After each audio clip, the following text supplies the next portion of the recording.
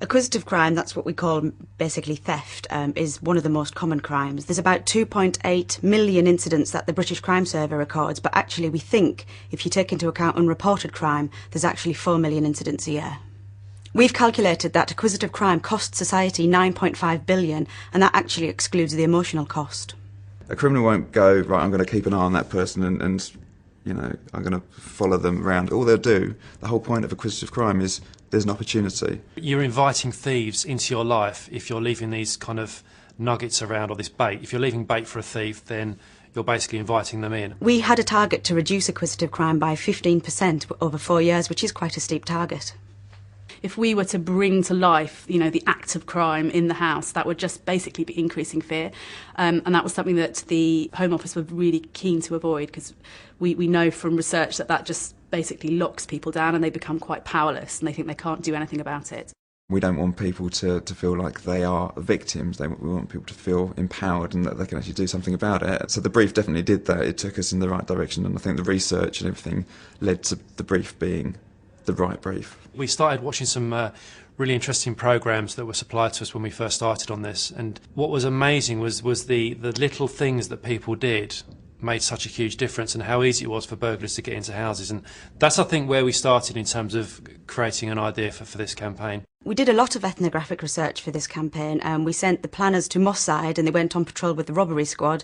I went on patrol in Camberwell, and we also talked to the North London burglary squad. As we sat in the back of that car, the crimes just rolled in one after the other. This person mugged, that person being broken into.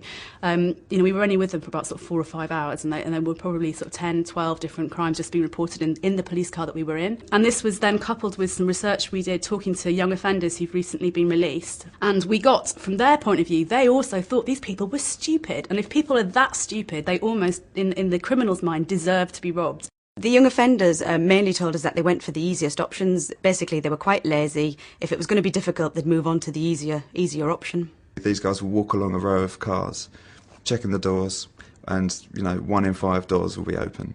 Someone just wants to steal a stereo. All they've got to do is walk along, check 5 doors, and they're into a car. 30% of burglars walked in through an open door, not an unlocked door, but an open door. When you looked at that and you thought, my God, that is utterly, utterly ridiculous. You know, we're not asking people to fork out £100 and get a whole new alarm system fitted. They've just got to lock their bloody door. People come home from work, they dump their briefcase, their keys, their laptops, their wallets with their credit cards just inside the door. So there's tens of thousands of goods within arm's reach of a criminal. And if you don't lock your door, you may as well have left it on your doorstep. If you're doing something that a criminal is going to notice, you're saying that I'm ready to become a victim. We needed a unifying idea that could work across all 3 crimes. We had car crime, burglary and robbery, so something had to work across all 3 crimes and basically make people feel empowered so that they knew there was something they could do to protect themselves, but also to give them the knowledge so they knew exactly what to do to protect themselves.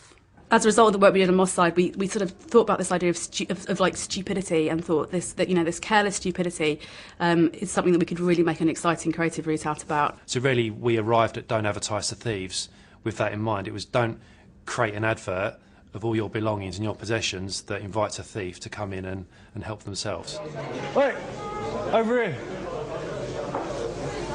Here it is. Colour screen, camera, internet. You like it?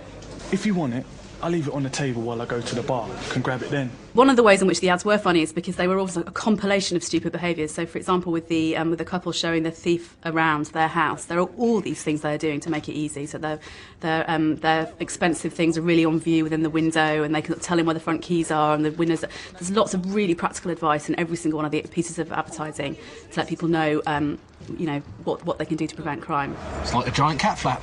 So what do you think? Interested? Don't advertise your house to burglars. Keep it safe. Keep it locked.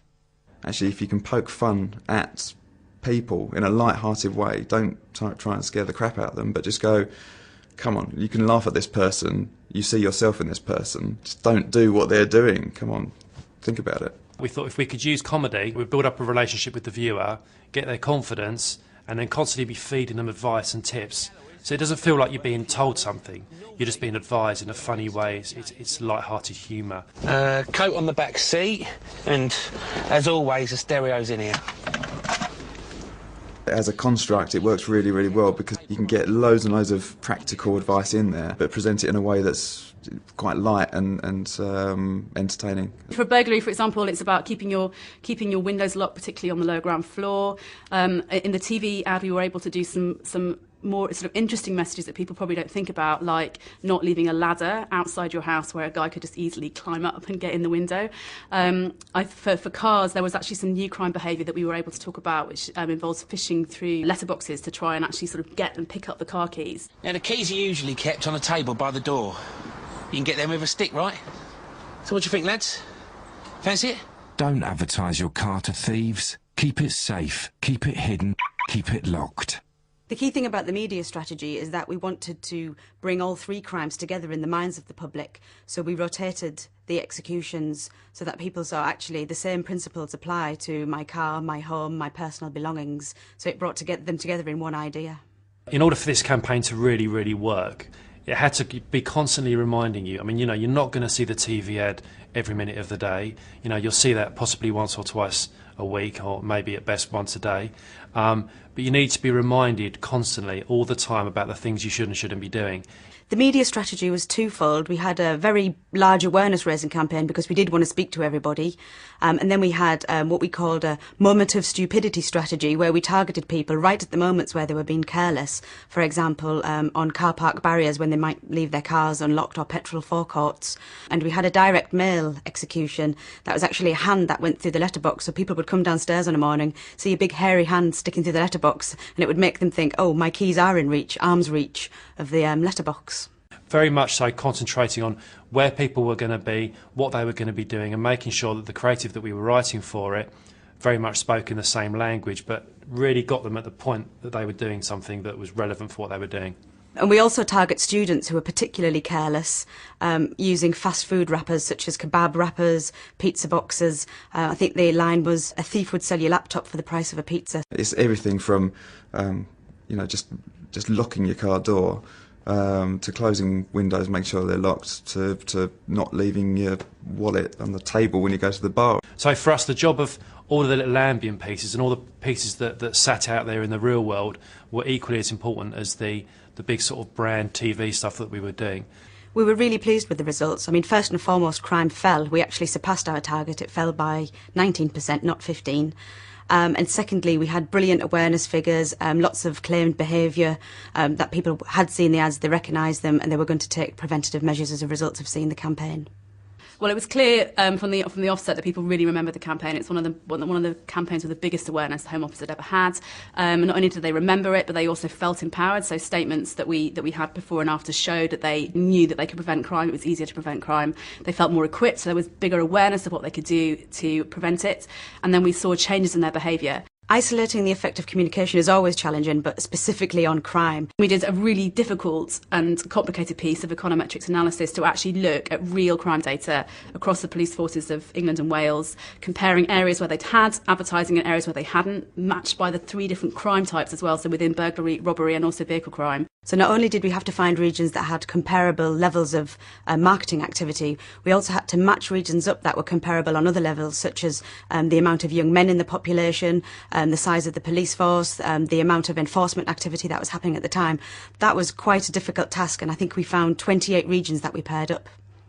The econometric analysis showed that for every £1 of campaign money spent, we saved £14 of taxpayers' money, which works out at £189 million worth saved in terms of crime that did not happen as a result of this campaign.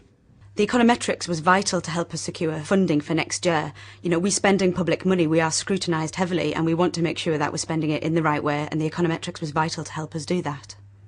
Well, I think for me, really, it's the ethnographic research really getting right on the streets, literally seeing crime happen, that enabled us to come up with an insight that sort of unlocked a really vibrant and effective campaign, and allowed us to use humour, which has never, ever, ever been done before in a crime campaign. And if we hadn't done that research and actually spoken to offenders and actually seen the sort of crime happening on the streets, we'd never have been able to come up with that. I always call the missus when I'm on my way home. You'll see me coming a mile off, be all lit up like a Christmas tree. I think when you get a letter from a local police force, who really, they're the ones who do know whether crimes come down or not, because they're actually reporting it, they're on the front line, you realise that actually it must be doing some good. The fact that 3 years down the line, these ads are back on telly again, and people are still liking them is because they're simple and they're just trying to reinforce a message in a light-hearted way.